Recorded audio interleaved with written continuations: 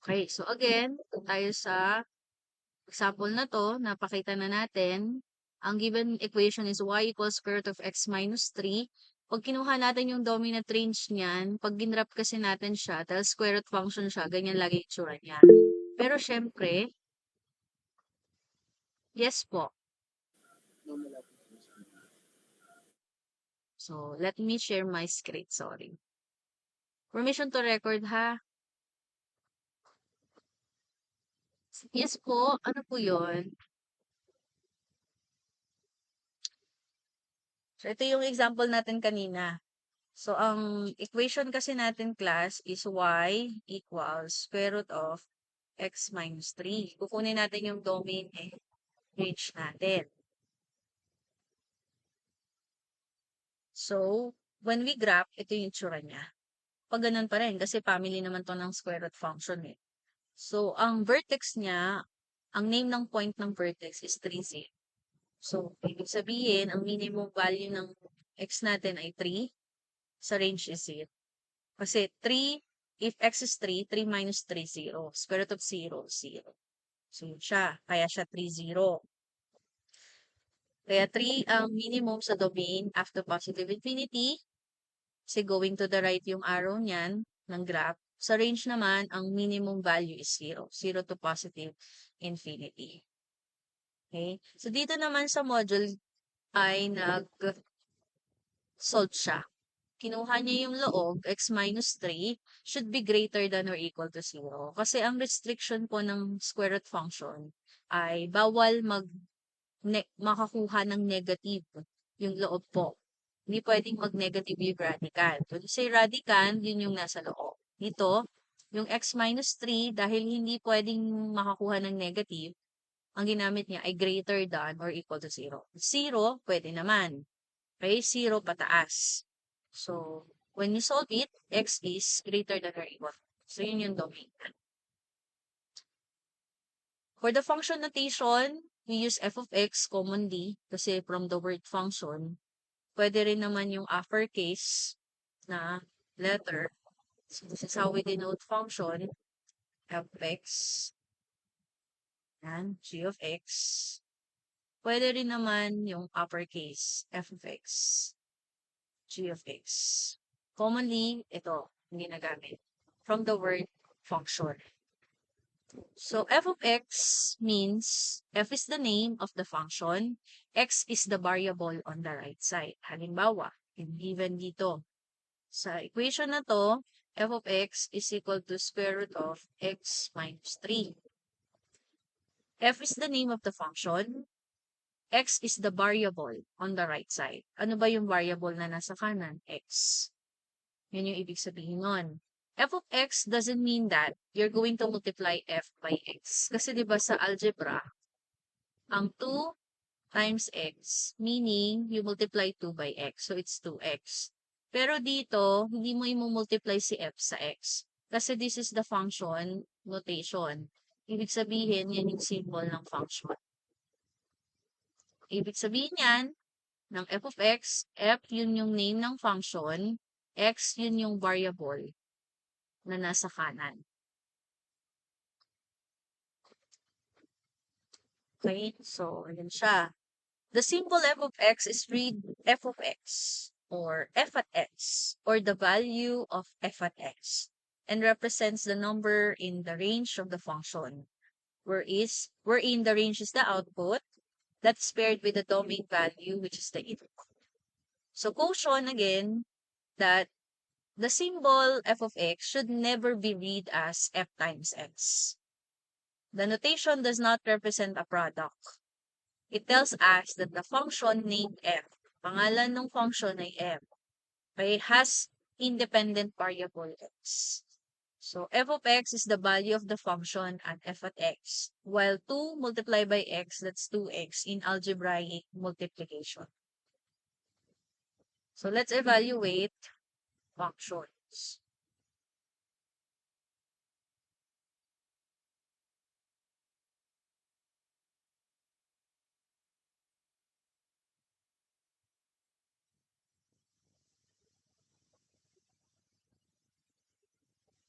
So, evaluate functions. Pag sinabing evaluate, ipa-plug in mo yung mga given values sa function niya. Kaya dapat alam mo kung saan mo siya i-evaluate. So, sa letter A, i-evaluate natin ang 6 sa F. Ibig sabihin, ipa-plug in mo yung 6 dun sa function F. Okay? Yung x sa kanya, papalitan mo na nung given value. So, kung ang value na given ay real number, ang sagot natin dapat ay real number din. So, ang given function is f of x equals 15 over x minus 3. So, we will find f of 6. So, when we say f of 6, you're going to plug in 6 in f. Yung x kasi, yun yung value niya, 6. Yung x sa kanya, papalitan mo na to ng 6. So, dahil ang given value ng x, yung input mo ay real number, ang output niyan, real number. So, 15 over yung x, papalitan na natin ng 6 minus 3. Then, simplify. So, 15 over 6 minus 3 is 5. 15 divided 5 is 3. Yan. Dahil ang input mo ay real number, ang output mo ay real number din. That is the answer. Next, letter B. Second one, f of A. Yan. Ang input natin, variable. So, ang sagot natin may variable din. Hindi pwedeng maging real number. So, f of A means you're going to plug in A in F. Yung x sa kanya, yun na kasi value ng x, A. Yung x, gagawin na natin A. So, 15 over yung x, gagawin ng A minus 3. That is the answer. Hindi na yan pwedeng i-simplify. Hindi niyo pwedeng i-divide si 15 sa negative 3. Kasi fraction bar means division. Okay? So, bakit hindi siya pwede? Sa cancellation kasi, pwede lang ang cancellation kung ang operation ay multiplication and division lang. So, meron tayo ditong subtraction. Meron tayo ditong addition sa una. So, hindi siya pwede. Okay? So, yun yung cancellation. Kailan lang siya pwedeng magamit. Kung ang involved lang na operation ay multiplication, pag multiplication, naka-parenthesis sila, naka-factor sila. Tapos, fraction bar also means division. But here, meron tayong subtraction. So, hindi pwedeng i-cancel ang, hindi pwedeng i-divide ang 15 sa negative 3. Okay? Pwede kung 15 over 3, kung monomial lang. Bawa, 15 over negative 3. Pwede yan. It's negative 5. Pero pag yung nasa ilalim, binomial, trinomial, hindi ka pwede. Hindi mo pwedeng i-divide. Ito kasing denominator, binomial siya. So, paano malalaman kung binomial, trinomial? So, pag sinabing binomial, dalawa ang terms. So, paano mo malalaman kung ilang terms? Ang naghihiwalay sa kanila ay addition and subtraction. Kaya sa cancellation, mangyayari lang kung magkatabi or monomial lang sila pareho. Pwede mong i-simplify. Pero ito, monomial over binomial, hindi pwede. Okay, next.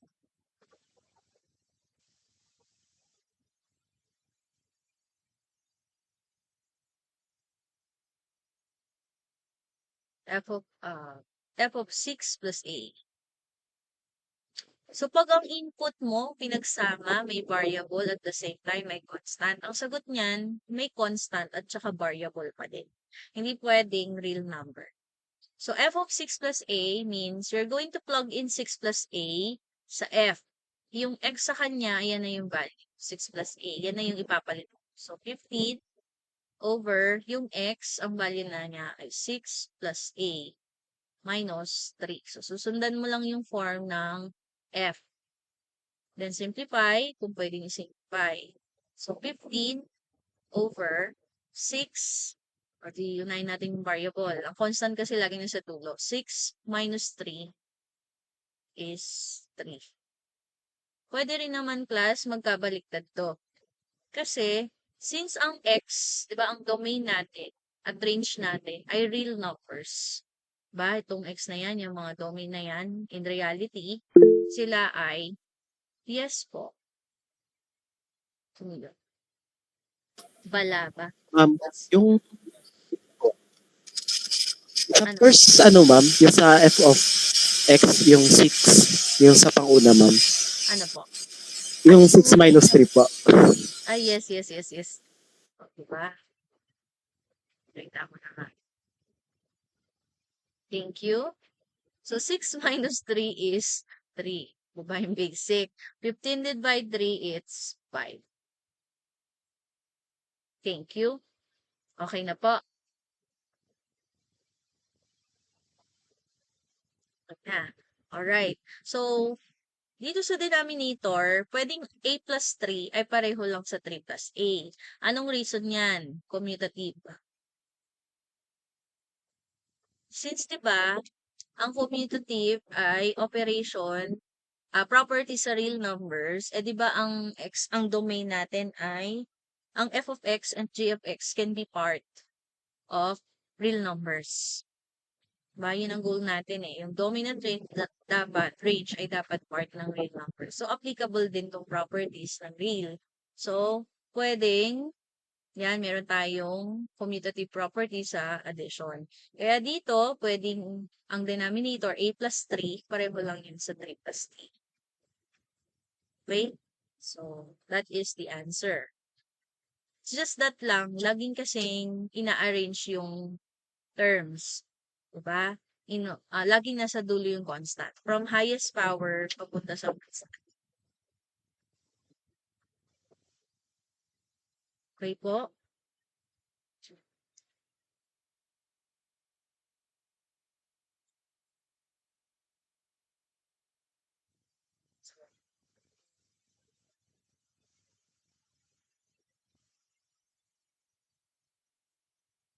Same lang naman ang sagot natin yung nasa module.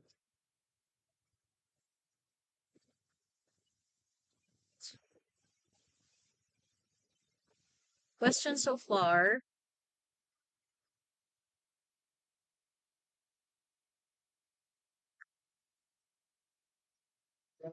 Five. Alright, sagot natin sa A. First part, f of 6. F of A, 15 over A minus 3. F of 6 plus A is 15 over 3 plus A. Yan o. Or 15 over A plus. Same lang po. Okay, so next, sa G of X.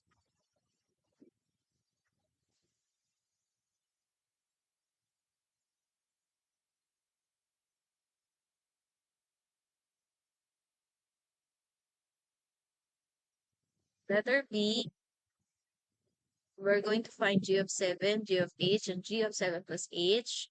So, ang given function is G of X is equal to 16 plus 3X minus X squared. So, yun natin G of 7. So, when we say G of 7, you're going to plug in 7 sa X. Yung X sa kanya, papalitan na natin. Gagawin na natin 7. So, 16 plus 3 times 7 minus 7 squared. Simplify. 16 plus 3 times 7 is 21 minus 7 squared, that's 49. So, 16 plus 21 is 37 minus 49. So, sa integers, pag magkaiba ng sign, subtract.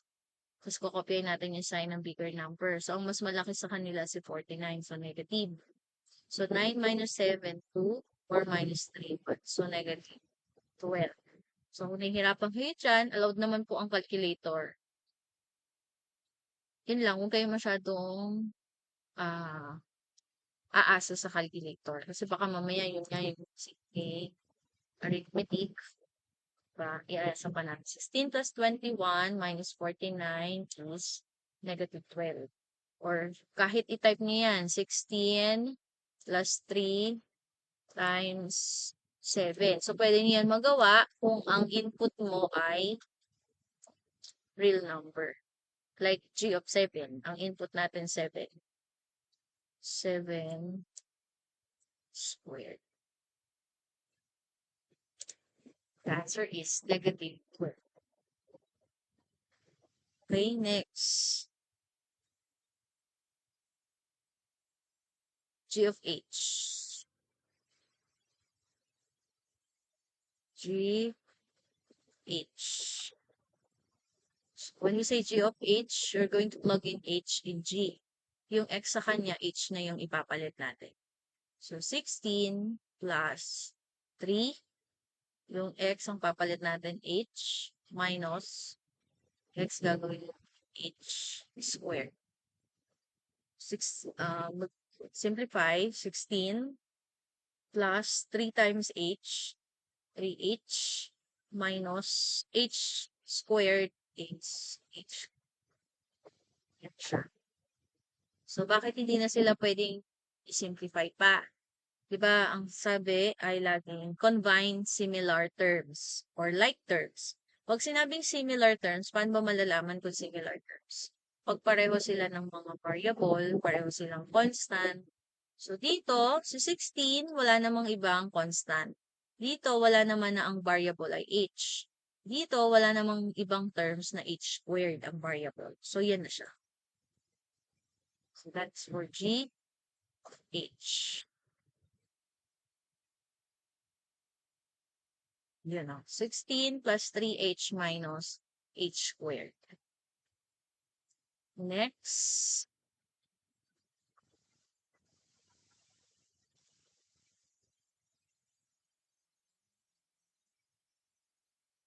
G of 7 plus h.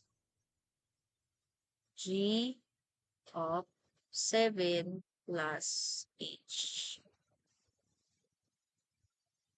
So when we say G of 7 plus h, you're going to plug in 7 plus h kay G. Yung x sa kanya, yan ay ipapalit natin. 7 plus h. So follow nyo lang yung form ng G. 16 plus 3. Ang h natin, ang x natin ay gagawin na natin 7 plus h minus h, ang x ay 7 plus h square. Kasi ang form ng g, di ba, ay 16 plus 3x minus x squared. Now, simplify. So, pag may mga parentheses, ibig sabihin, hindi pa yan nakasimplify. Habang nagsisimplify ka kasi nawawala yung mga parentheses. Okay? So, now, 16, we can use distributive. So, sa distributive, i-multiply niyo yung nasa loob dun sa labas. So, 3 times 7, 21. 3 times h, it's 3h minus. Itong 7, the square of 7 plus h, ang ibig sabihin lang yan, 7 plus h times 7 plus h. Kasi yung power, it tells kung ilang beses mo to i-multiply sa sarili niya.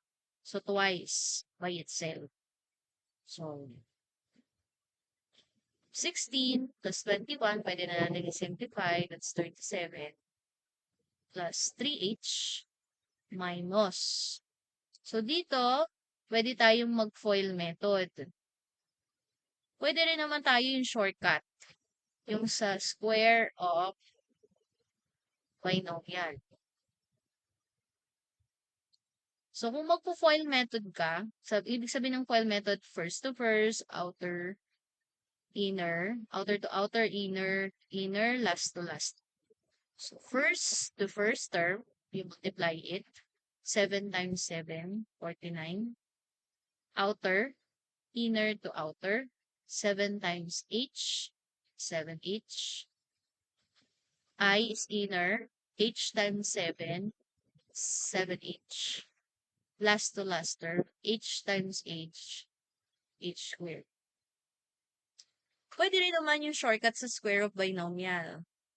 So, 37 plus 3h minus. Sa square of binomial, ang process niyan, 3 steps. Step 1, you square the first term, 7 times 7, 49. Dahil positive yung sign ng middle term, lahat sila positive yan. You square the first term, so 7 times 7, 49. You also square the second term, h times h squared. You get the twice the product of the terms. Ibig sabihin, you multiply the terms, then multiply it by 2. Kasi twice eh. 7 times h, 7h. Times 2, 14h.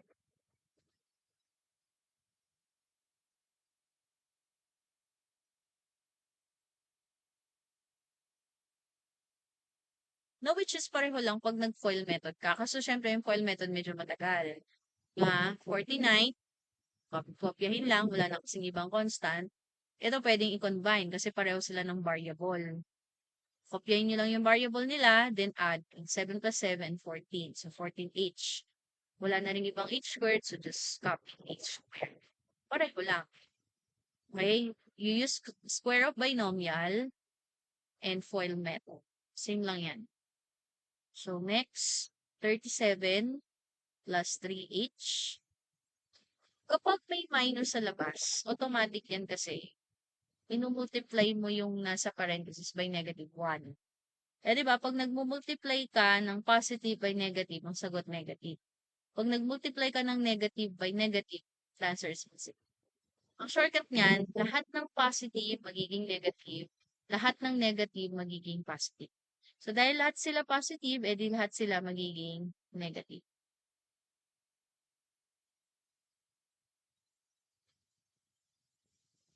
Bakit? Kasi may multiply mo yung bawat term sa negative 1. Negative 1 times 49, negative 49. Negative 1 times 14h, negative 14h. Negative times h squared, negative h squared. Now, combining similar terms. 37 minus 49. Again, they are dissimilar. Add different signs, so subtract. Then copy the sign to the bigger number, so it's negative. 49 minus 37. So, 9 minus 7, 2. 4 minus 3. So, negative 12. Si 3h at saka ito, negative 14h are similar terms. So, pwede silang pagsamahin. Dahil magkaiba sila, subtract. Kopyahin natin yung sign ng 14 kasi mas malaki siya. So, 14 minus 3, it's 11h. Tapos, wala na to. Na pareho. So, just copy. Yan na siya. Kung gusto nyong i-arrange, wala naman pong problema. Negative h squared minus 11h minus 12. Lagi kasi nasa dulo yung constant. Nasa unahan yung mas taas yung power. Okay? So, that is the answer for g of 7 plus h. Dahil yung input mo may constant at saka variable, ang sagot natin ganun din. Di pwedeng real number lang. Okay? So, let's see. May sagot. Ayan o. Sagot, negative 12 sa dito sa dulo. Ayan.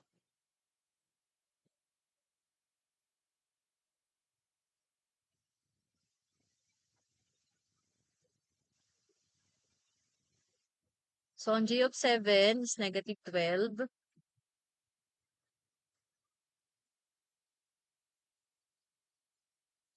G of 7 is negative 12. G of h is 16 plus 3h minus h squared. G of 7 plus h is negative 12 minus 11h minus h squared. Yan. So, careful lang po tayo dito, lalo pagka sumahaba niyan, ha? Question po dyan.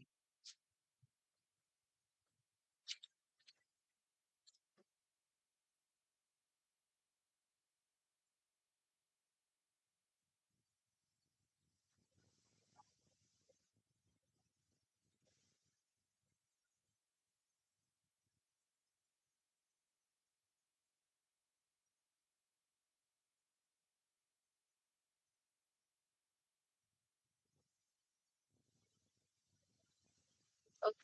Letter C. So, may correction tayo dito sa letter C. Yung last part. This is square root of x.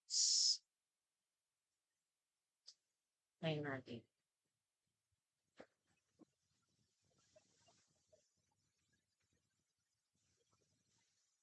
Kasi kung square root of 2 yan, hindi simplify na siya. So, walang variable tayo. Ayun o. Walang variable sa right side. So, this is square root of x. Okay? So, again, sa letter C, ang given ay k of x is equal to 2 over square root of x minus 2. Sipunin natin k of 9.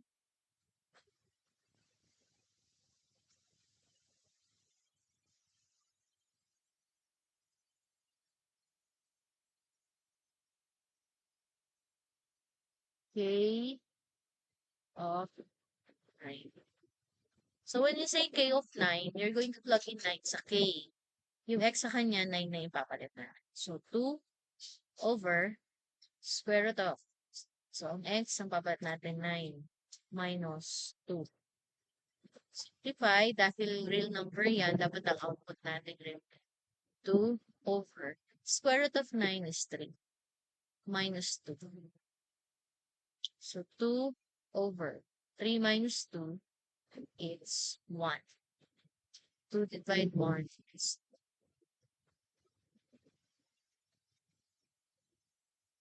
So, sa calculator class, ang square root of 9 is 3.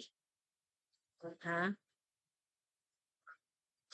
2 over 3 minus 2.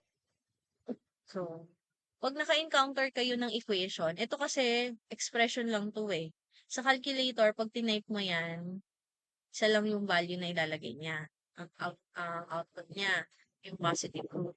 Pero pag you're dealing with equation, yan, halimbawa, x squared equals 9.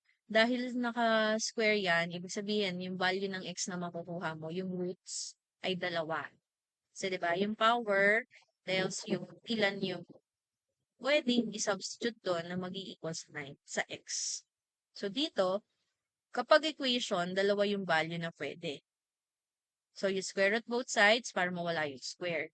So, x equals, dahil dalawa nga, isang positive, isang negative, 3. Bakit dalawa? Ano bang ibig sabihin ng square root? So, kasi class, pag in-square mo ang positive 3, ang sagot din naman 90. Tama. Pag in-square mo ang negative 3, sagot din naman ay 9. So, tama pa din. Kaya, positive, negative. Kapag equation. Pero kapag nandito lang siya, expression lang yan, ang kinukuha niya lang yung positive root or principal root na tinatawag. Okay? Sa calculator, ang ibibigay lang niyang sagot, yung positive root. Square root of 9 is 3.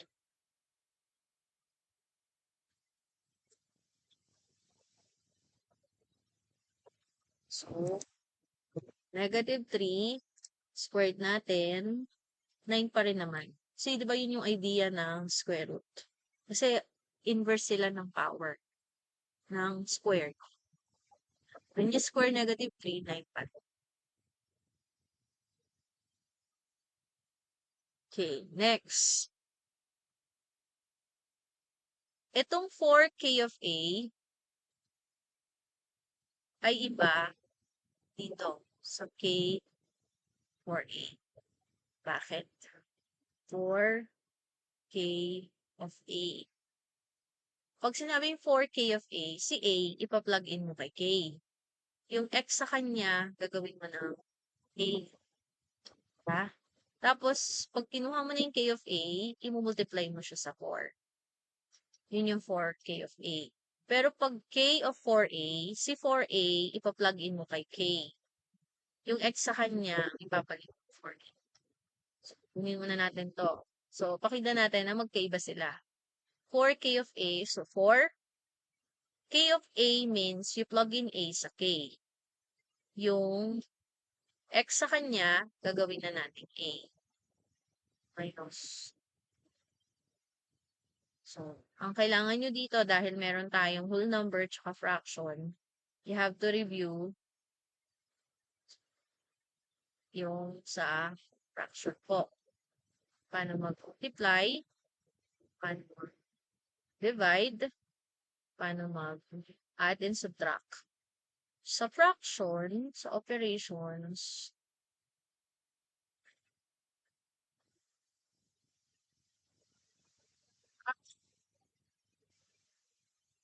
syempre madali lang kung similar fraction. Pag sinabing similar, pareho ng denominator. A over B plus or minus C over B. Pareho yung denominator nila, so similar fraction yan. Ang gagawin lang naman natin, kukopyahin yung denominator, tapos add or subtract your numerator.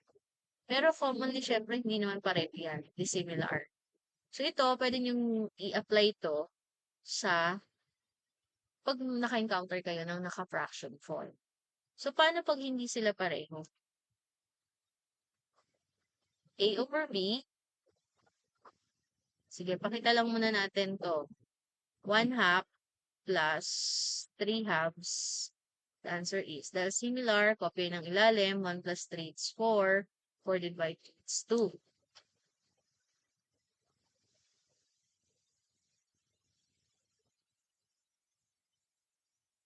One half plus 3 halves is 2. Ayun. So, tama. Ganun din sa subtraction class. 1/2 minus kailangan pala pareho ng 3 halves na lang. Mas malaki kasi 5 halves minus 3 halves. So, dahil the similar fraction, copy the denominator, subtract, which is 1.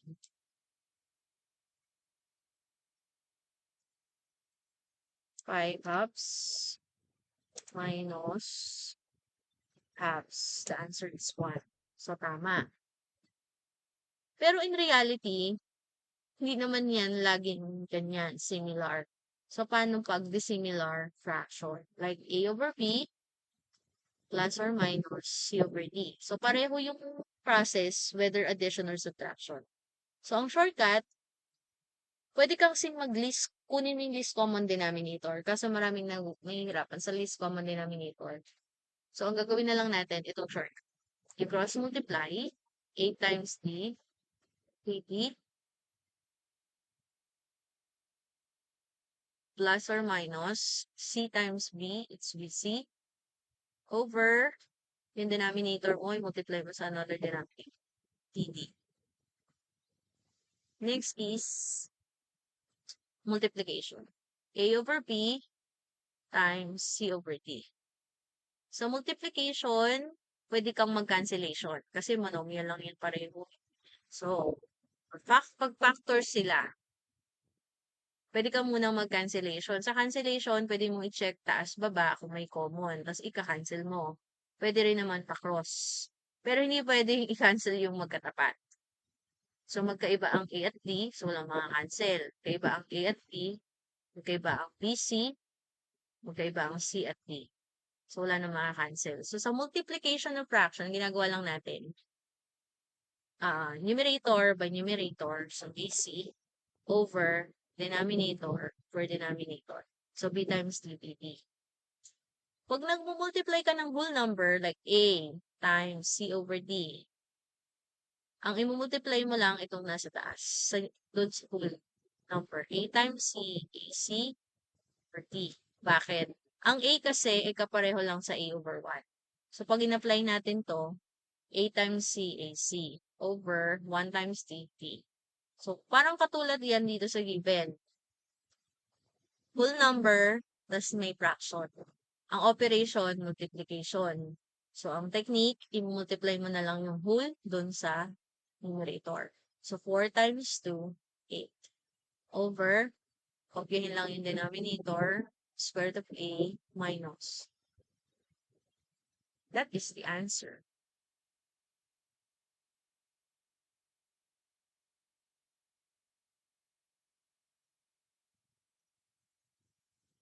This one, A over square root of A minus 2. Next, the third one is K of 4A. Sa K of 4A, it means you're going to plug in 4A kay K. Yung X sa kanya, 4A na ang ipapalit natin. Yun. So, 2 over square root of 4A minus 2.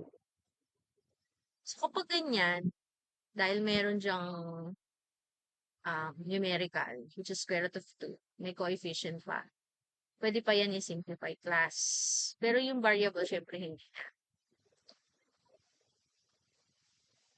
Pusin ko lang to. Number 3, so addition, subtraction, multiplication, division. Pag nagde-divide naman tayo ng fraction, when we encounter mga ganyang given, A over B divided by C over D, ang inverse kasi ng multiplication class ay division. So dito, kokopyahin mo to, itong dividend over A over B, proceed ka sa multiplication. Kasi ang reciprocal ang inverse ng division ay multiplication. Tapos reciprocal nito. Pag sinabi reciprocal, pagpapalitin nyo ng pwesto. Eh, sa multiplication of fraction, you just multiply numerator by numerator dahil wala namang pareho sa pa-cross, taas baba. Denominator by denominator. Sa radicals naman, kasi may radicals kanina eh.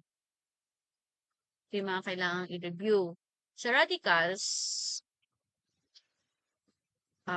square root of A, or kanina pala na-review ko na to, plus square root of A, kasi example natin, dahil pareho sila ng roots at radicand, pwede silang pagsamahin. Kukopyahin mo lang yung kanilang variable, which is square root of A. So, may automatic may 1 dyan sa unahan. So, 1 plus 1 is 2. So, 2 square root of A. Pero pag magkaiba sila, hindi mo sila pwedeng pagsamahin. Ganun pa rin. Square root of A plus square root of B. So, that's number 1. Number 2, sa subtraction, ganun din. Diba? Hindi rin pwedeng pagsamahin kasi pareho ng rules ito. So, square root of A minus square root of B. Commonly, lagi silang pareho. Ang addition, subtraction. Yan, subtraction. Pareho sila. Ganun din sa radicals. Hindi mo pwedeng pagsamahin pag magkaiba ng radicand. Radicand yung nasa loob at saka yung roots. So, multiplication, square root of A times square root of B, okay lang yan.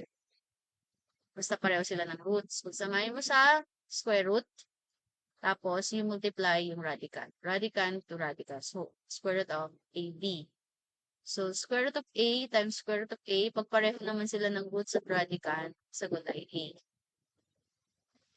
Square root of A over square root of A, the answer is 1. Kasi, pag magkaiba, square root of A over square root of B, pagsasamahin mo lang sila sa same na root, then A over B. Divide A by B.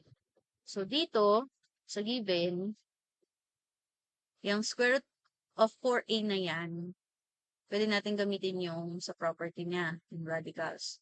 2 over, pwede siyang square root of 4 times square root of A. Sa product, diba? Pag magkaiba sila, pagsasamahin mo sila sa isang radical symbol, then multiply yung radicand to radicand. So, 4 times A is 4A. Yan siya. Para ma-simplify natin itong square root of 4 minus 2. So, 2 over square root of 4 is 2. Square root of A minus 2. So, hindi ka pwede again mag-biglang cancel yan. Kasi pare-pareho sila. Again, meron tayong subtraction dito. Ingat tayo dyan. Tsaka binomial yung ilalim. So, lahat sila, kung papansinin, ay puro may 2. Ibig sabihin, pwede kang mag-factor act. Yun yung common nila. Sa denominator, pareho silang may 2. So, yun yung common factor nila. Pag factor na, ibig sabihin, ng factor, di ba? Halimbawa, ang factor ng 8 is 2 and 4. Kasi when you multiply it, the product is 8. So, di ba, parenthesis, so, ibig sabihin multiplication. Ang operation sa pag-factor. So, kaya ipa-factor out natin yung common. Para maging factors na to, pwede na tayong mag-cancellation. So, 2 square root of A divided by 2. So, pag nawala yung 2, ang matitira is square root of A. Because 2 times square root of a is 2 square root of a. Negative 2 divided by 2, it's negative 1. Because negative 1 times 2 is negative 2. Dahil factors na itong nasa baba, pwede na tayong cancellation. Okay? May division. Okay lang naman sa cancellation yung may division. So, 2 divided by 2 is 1 over square root of a minus 1. That is the final answer.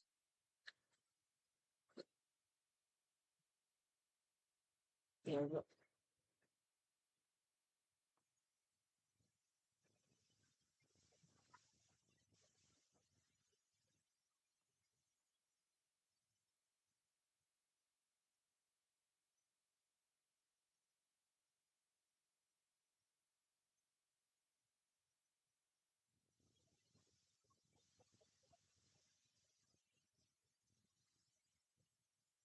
Po, 1 over square root of a minus 1. Tapos, ang sagot natin doon sa pangalawa, 8 over square root of a minus 2. Ito yun. So, k of 9, 2 ang sagot. So, same lang po ng sagot. Any question? So, magkaiba yung sagot natin sa 4k of a sa k of 4a kasi they are not the same. Okay?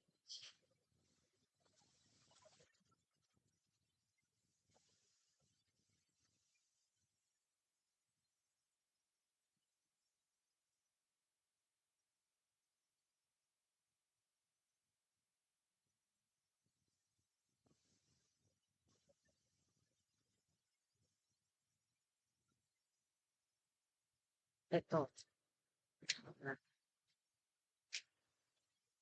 Kasi natin to para bukas, ang topic natin, operations, composition, tsaka inverse.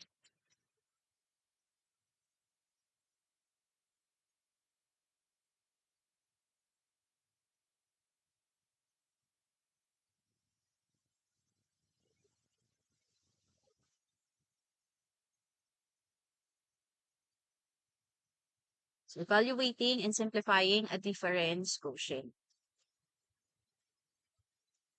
So, given a function, so itong part na to, magkakadugtong sila. Yung sagot natin sa A, gagamitin natin sa B. Kasi yun, no? Tapos, yung sagot natin sa B, gagamitin natin sa C. Kaya pag nagkamali ka sa A, mali na sa B at C. Ito kasing numerator niya, yung sagot sa B. Okay? So, for f of x is equal to x squared plus 4x plus 5, find and simplify. So, given function, f of x is equal to x squared plus 4x plus 5. So, hindi natin ang f of x plus h. So, when we say f of x plus h, yan na, puro variables. So, ibig sabihin, yung sagot natin, may variables din. We're going to plug in x plus h sa f. Yung x sa kanya, ipapalitan na natin ng x plus h. So, x plus h, then squared 8, plus 4 times x plus h is 5. So, again, yung x, gagawin na natin x plus h. Simplify. So, kanina, di ba, meron tayong square of binomial. Doon na tayo sa shortcut. Pwede ka rin naman mag-FOIL method. So, sa square of binomial kasi, tatlong step lang naman siya. So, pag positive yan, lahat ng terms mo positive. So, when you expand square of binomial, trinomial lang sagot. So, you square the first term, x times x, x squared. You square the second term kasi in-square mo yung first term. Square mo din yung second term. H times h, h squared. Yung second term, you multiply the terms. X times h is hx times 2. So, twice the product of the terms. 2hx plus. So, distribute again. 4 times x, 4x, 4 times h, 4h, plus 5. So, kung gusto mong i-arrange, pwede na yan ang sagot. Pwede naman, ayusin natin x squared plus h squared plus 2hx. Wala na yung, ano ha, magkakaiba na yan sila ng terms. Magkakaiba sila ng variable. Kaya, yan na yung final answer. So, in-arrange ko lang with highest power papunta sa constant. Next, letter B. F of x plus h minus f of x. So, dito, meron na tayong sagot dyan. Yun yung sagot natin sa A. So, kopyahin nyo lang. X squared plus h squared plus 2hx plus 4x plus 4h plus 5.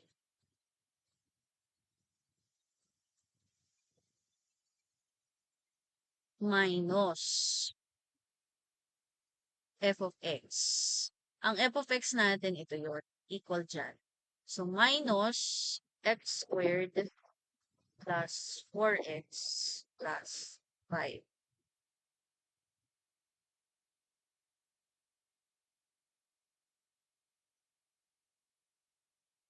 Next. So, sa subtraction, di ba, nag-change tayo ng sign ng subtrahin. Kaya yan nagiging yung positive, nagiging negative. Yung negative, nagiging positive. Kasi yun eh. Ganun tayo mag-subtract. Ba? Yung minuend, hindi magbabago. Yung subtrahin, to change ng sign, then proceed to addition rule. Sa addition rule, pag mag-iiba ng sign, subtract. Then copy the sign of the bigger number.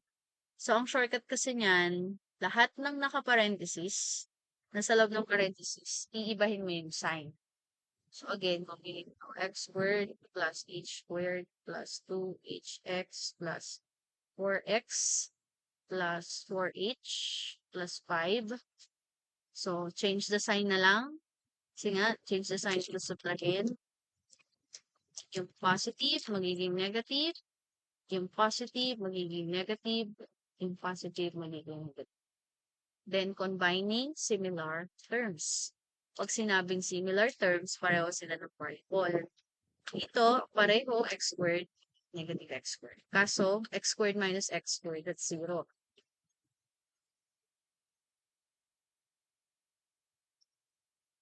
H squared, wala nang h squared. So, take down na lang natin. 2hx, wala na rin. 2hx or 2xh, pareho lang yan class ha. Kasi meron tayo commutative sa multiplication. 4x, ito kadunan niya, negative 4x. So, dahil inverse sila, 0 din yan. 4x minus 4x, it's 0. Si 4h, wala na siyang kapareho. 4h, ang 5 minus 5, that's 0. So, this is the answer. H squared plus 2hx plus 4h. Again, pwedeng magkabaliktad tong variables. May commutative naman po tayo, di ba, sa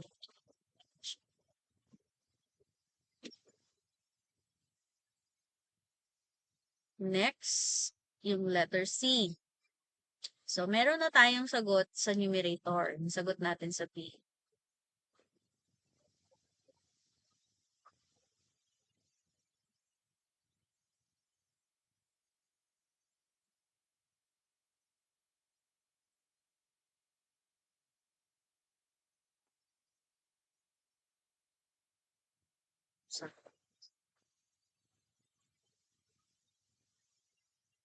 So, sa letter C,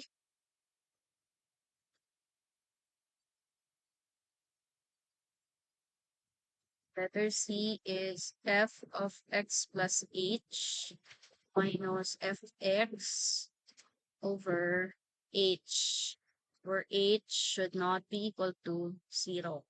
So, hindi nyo isa-substitute yung value ng h dito, ha? Hindi yan 0. Kasi nga, hindi daw 0 ang value ng h.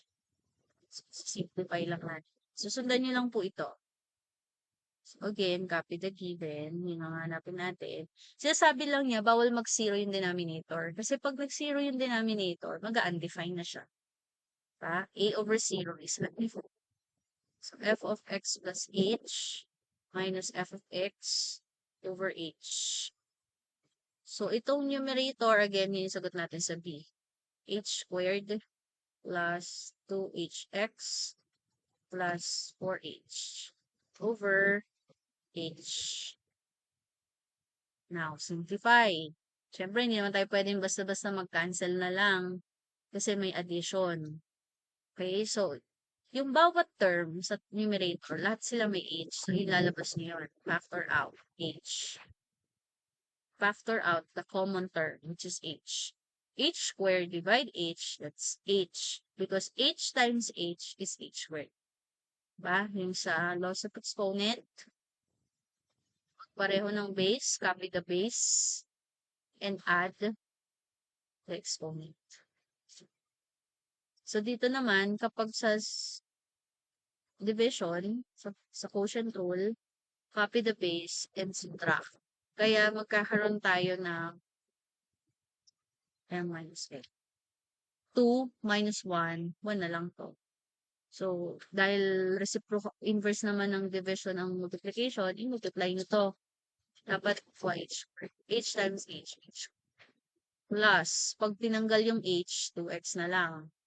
Kasi 2x times h is 2hx. Pag na natanggal yung h, that's 4. Over h. So, yan. Factor na yung numerator natin. Pwede na tayong mag-cancel ng common, which is h. So, ang sagot, h plus 2x plus 4.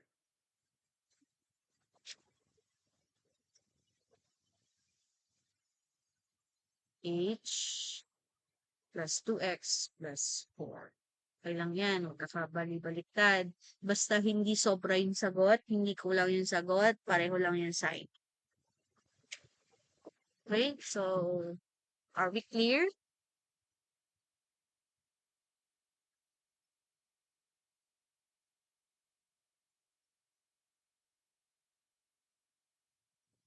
So, kasama yung conclusion.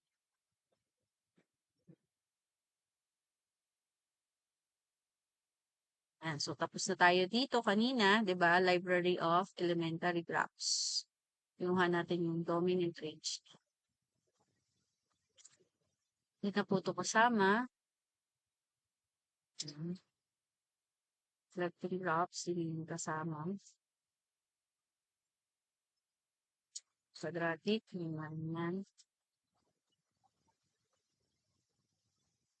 So, dito tayo titigil. Bukas ito yung topic natin, operations on functions.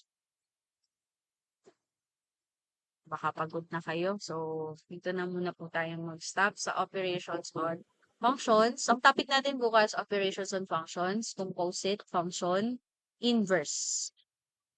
Okay? So, para yun yung last topic sa function. Okay. Any question, clarification, meron ba?